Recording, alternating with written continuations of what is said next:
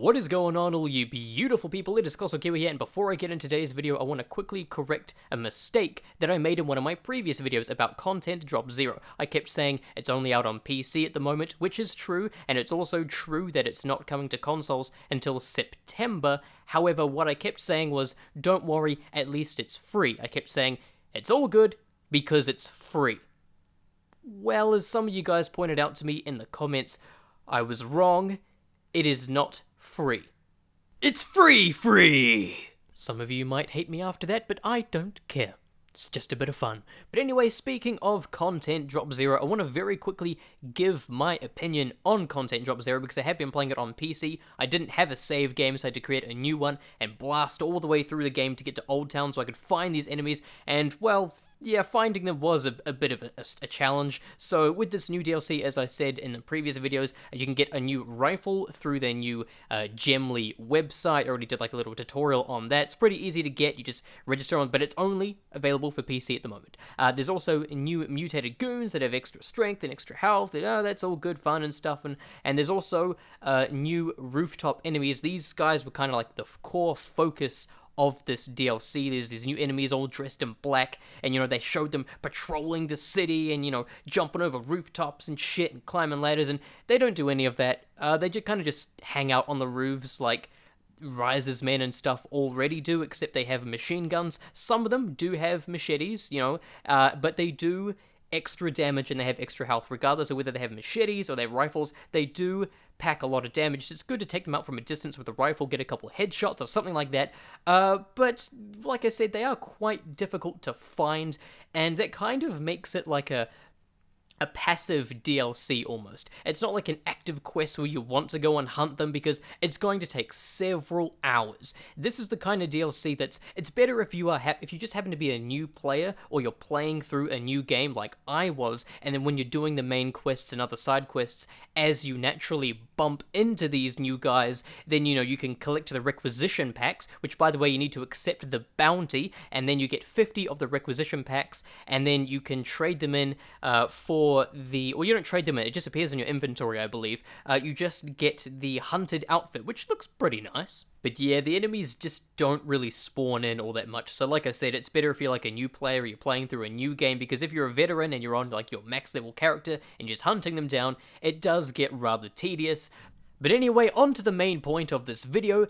Game Tyrant very recently did an interview with Magic, who is the head of this whole Dying Light 10 DLC 12 months campaign. This is the guy who's in charge of all this free DLC, and I'll leave a link to this interview in the description, but the most important part of it, in my opinion, or the thing that stood out to me the most, is this section where they ask, what would you say are major improvements the DLC will bring to Dying Light, if any? And Magic says Techland is closely following up on feedback received from our community, therefore will keep on continuously improving the general feeling of the game and fixing bugs if they appear. That's pretty standard stuff, and people who are really into duplication glitches, I think they're talking about you. But anyway, he also goes on to say, in order to improve Dying Light, we will work on the balance, new modes, weapons, and opponents to add variety to the total experience. Let's just backtrack a little bit.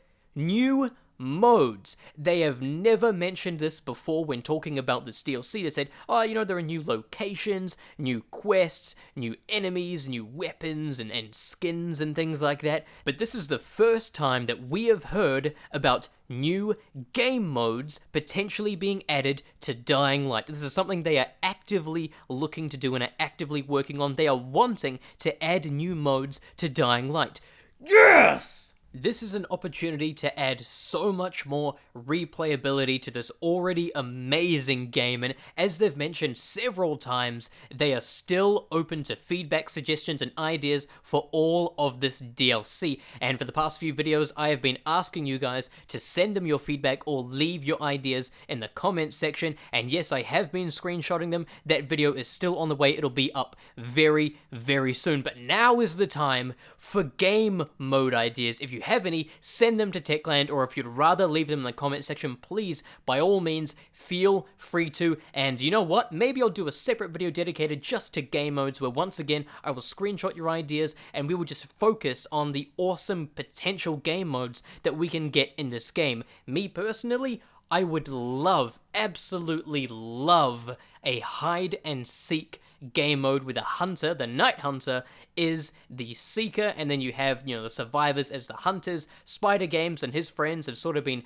doing this for a little while. They kind of do like a custom game with it, but an actual official game mode, oh, that would be juicy. So what kind of new game modes do you guys want? Do you want some new PvP game modes? Do you maybe want human PvP for, like, consoles? Because that is sort of a thing for custom maps on PC, but do you want a proper game mode for human PvP? Do you want maybe another Horde mode where, unlike Bozak Horde, it's a bit more like a traditional Horde mode where it's just endless waves and it's not very linear, it's not the same thing every time? Do you want, just like me, do you want hide and seek? Do you want prop hunt even? I don't know. Leave your suggestions in the comment section below if you want to.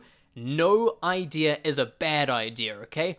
All ideas will be loved by me. I'll leave that little love heart next to your comment. Even if it's just something completely stupid like, I want a cooking class with Dahlia or something like that, because you never know. Someone else might want that same idea implemented into the game. Someone else may also want a PvP mode where one team plays as Brecken and the other team plays as a bunch of TVs running around for their lives.